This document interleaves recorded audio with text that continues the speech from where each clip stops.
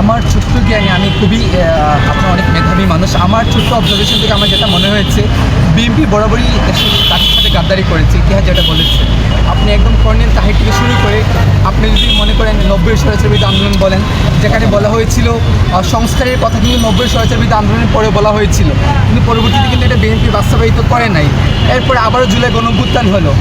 বিএনপির যে 21 দফা, মেবি 21 দফা 31 দফা কিছু একটা ছিল, ওটাতে প্রথম কী বলা হয়েছিল, সংবিধান সংস্কারের কথা বলা হয়েছিল।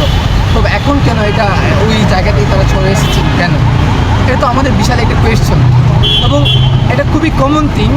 তারা জুলাইকে যখনই ডেভাস্টেটেড করার একটা চিন্তা তাদের মাথায় জেগে বসেছে, ওইখান থেকে আন্দোলন এটা জেগে উঠবে, এটাই তো খুব স্বাভাবিক ব্যাপার। কারণ একটা কথা খুবই ক্লিয়ার, এই জুলাই শহীদের রক্তের কারণেই অনেক অনেক অযোগ্য ব্যক্তি মন্ত্রী পদমর্যাদায় মন্ত্রিত্ব পেয়েছে, অনেক সুদের কারবারি হুইপ হতে পেরেছে, অনেক ব্যক্তি যারা হচ্ছে শিলংয়ের মাঝে গুমের নাটক করেছিল তারা দেশে এসে মন্ত্রী হতে পেরেছে, যারা নির্বাসিত অবস্থায় লন্ডন সহ বিভিন্ন দেশে এসেছিল তারা দেশে স্ট্রিক পেয়েছে। ওই জায়গা থেকে যখন জুলাইকে অস্বীকার করা হবে, জুলাই স্বপ্নকে বাস্তবায়নের বদলে এখানে ব্লেমিং করা হবে, বিভিন্ন ধরনের উল্টাপাল্টা কথা, মানে বেশিবাদের কায়দা আবারও মানে বেশিবাদকে জায়গায় তোলা হবে, ওইখানে তো অবশ্যই খুবই কমন থিং যে এটা আন্দোলন জেগে উঠবে।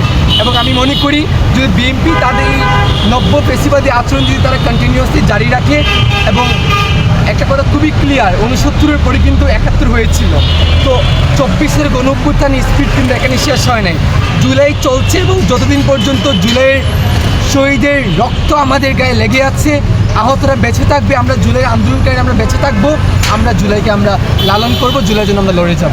ধন্যবাদ।